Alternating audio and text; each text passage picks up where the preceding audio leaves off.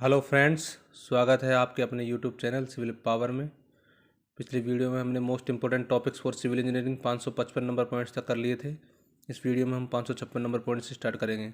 तो 556 number point से आपका the pile resisting load by skin friction. जो पाइल लोड को रजिस्ट करती है ड्यू टू स्क्रीन फ्रिक्शन, मतलब स्क्रीन फ्रिक्शन के कारण जो पाइल रजिस्ट करती है लोड को, वे क्या कहलाती हैं? फ्लोटिंग पाइल कहलाती हैं। अब यदि आपसे पूछ लिया जाए कि फ्लोटिंग पाइल कौन सी पाइल होती हैं, तो फ्लोटिंग पाइल सिंपल पाइल ही होती हैं, लेकिन जो पाइल रजिस्ट करती है स्क्रीन फ्रिक्शन को वो फ्लोटिंग पाइल के नाम से जानी जाती हैं। ठीक है, उनको फ्लोटिंग पाइल का नाम दिया जाता है। ओनली बस स्क्रीन फ्रिक्शन को लोड को रजिस्ट करती है वही होती है फ्लोटिंग पाइल भी। The pile resisting load by skin friction only is called floating pile. Next point है 557 number point. Skimming tank are use for removal of air, removal of oil and greasy matter. जो skimming tank होता है, इन environmental engineering की हम बात कर रहे हैं, जो स्कीमिंग टैंक होता है वो क्या होता है? वो यूज लिया जाता है removal of air and greasy matter को रिमूव, वाटर के अंदर से एयर को रिमूव करना, नहीं सॉरी एयर बार बार बोल रहा हूँ, ऑयल को रिमूव करना एंड ग्रेसी मैटर को रिमूव करने के लिए स्कीमिंग टैंक यूज में लिया जाता है।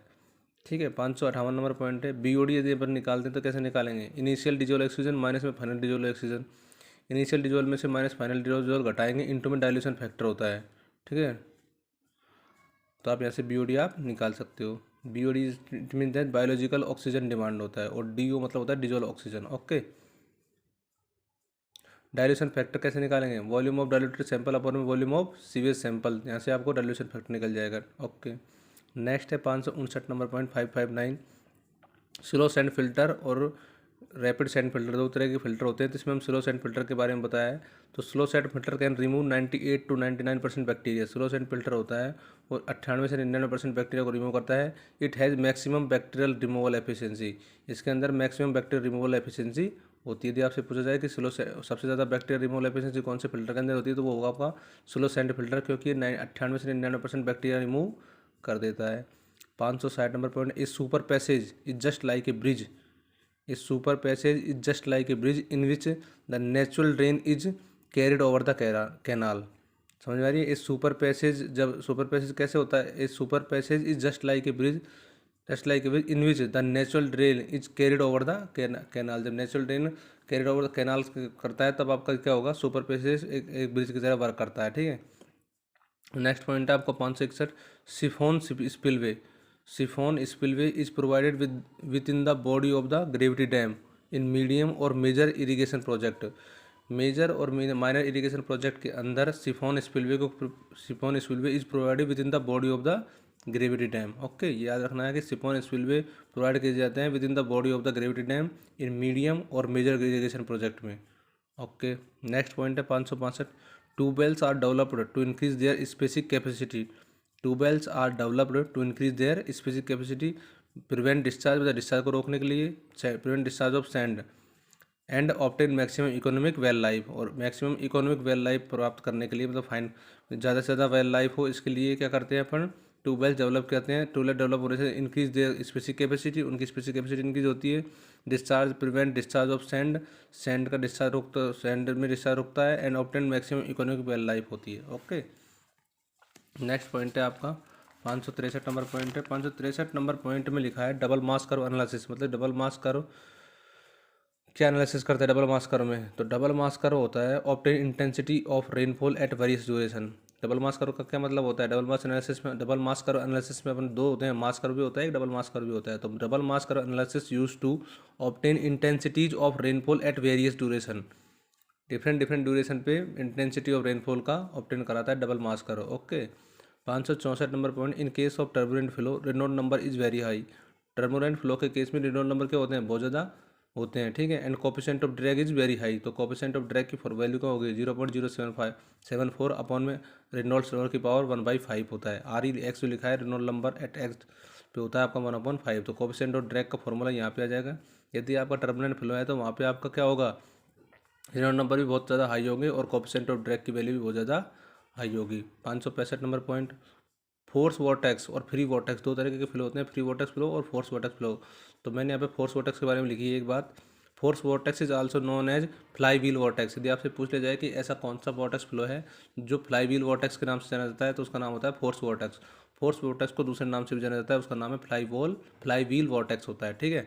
नेक्स्ट है 566 number point, free vortex flow is irrotational flow and total head मतलब कि energy remains constant through out flow field, ठीक है। Free vortex flow is irrotational flow, ठीक है।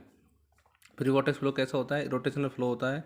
एंड टोटल हेड मतलब कि energy remains constant through out the flow field, मतलब total head का मतलब कि एनर्जी आपकी कांस्टेंट रहेगी through out the flow field होती है। तो फ्री वॉर्टेक्स फ्लो के अंदर फ्लो कैसा होगा, रोटेशनल होगा, और जो आपकी एनर्जी होगी वो क्या होगी, कांस्टेंट होगी throughout the flow field, okay. Next 567 point है concrete spalling. Concrete spalling is usually cause by corrosion of steel. Concrete spalling की बात करें, कंक्रीट स्पेलिंग कब होता है, कंक्रीट स्पेलिंग जब होगा जब आपका corrosion of steel, due to corrosion of steel concrete spalling होगा, ठीक है। तो concrete spalling is usually cause by corrosion of steel reinforcement bar embedded in the concrete matrix, okay. जो कंक्रीट के अंदर जो स्टील लगा हुआ रहता है तब जाके कंक्रीट का स्पेलिंग होता है। तो कंक्रीट का स्पेलिंग तब होता है जब क्या होता है कि आपका जो स्टील लगा हुआ है उस पर कोरोजन हो जाए। कोरोजन मतलब जंग लगना होता है। जब कोरोजन ऑफ स्टील होता है तो कंक्रीट स्पेलिंग होता है, ठीक है।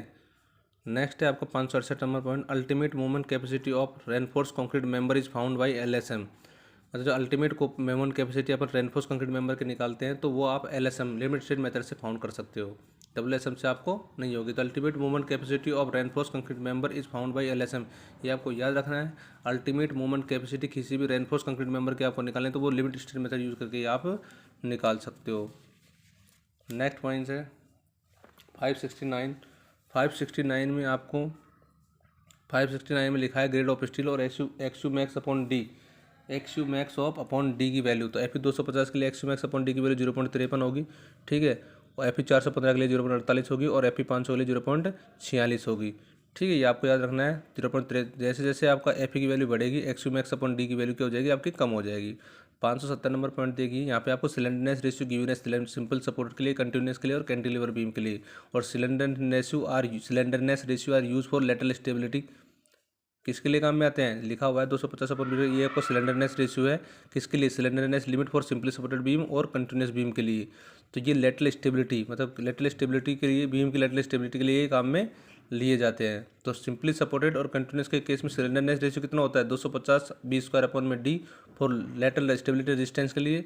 और यदि बात करें कैंटिलीवर के लिए तो इसका सिलेंडरनेस रेशियो कितना होगा, 100 B² अपॉन डी। तो मतलब कैंटिलीवर के अंदर 100 B² अपॉन डी होगा और सिंपली सपोर्ट और कंटिन्यूस के लिए 250 B² अपॉन डी आपका सिलेंडरनेस रेशियो होगा for resistance to lateral stability, okay.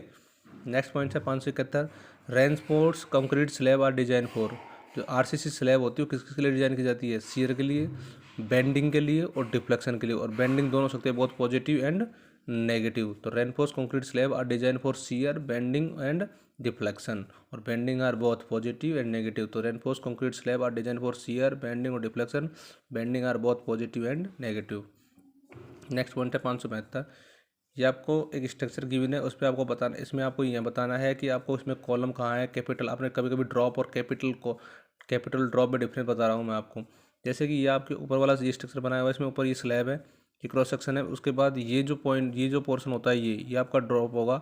ये जो पोर्शन है ये आपको कैपिटल कहा जाता है, ये आपका कॉलम है। तो कॉलम के साथ ही कैपिटल और ड्रॉप अटैच होते हैं। तो कॉलम के बारे में बता रहे हैं कि कॉलम सेक्शन को जब ऐसे ड्रॉ करते हैं, ये कॉलम होगा, उसके बाद ये जो पोर्शन होता है ये इसका क्या होता है, कैपिटल पोर्शन होता है, ठीक है। और ये वाला जो वर्टिकल ये पोजीशन आपको दिख रही है ये आपका ड्रॉप होगा।